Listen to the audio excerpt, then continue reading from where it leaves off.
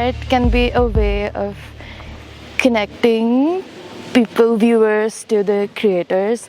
As someone who's both a creator and a consumer of art, I think I often see parts of my story being reflected in other people's narrative.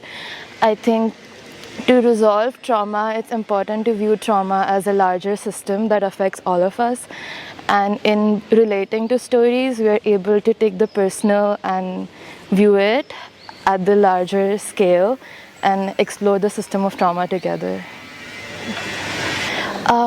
So I write a lot about family. It's at the center of all my projects, because I think that family is a reflection of our larger society. Intergenerational trauma is intergenerational because it has been carried out through time in families. So what affects me on a personal level has also affected my predecessors and the family that has come before me. So I think in writing about family, it's possible for us to look at the larger picture, and in healing familial trauma, heal the society as large.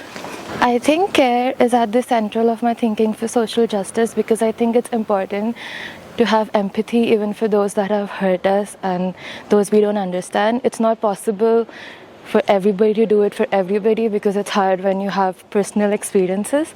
But I think in order for us to reform and not just resort to a binary system of blaming each other, it's important for us to understand where each of us are coming from and view at the larger picture. For me, hybrid literary forms that I choose are forms that are closely connected to the people I'm writing about.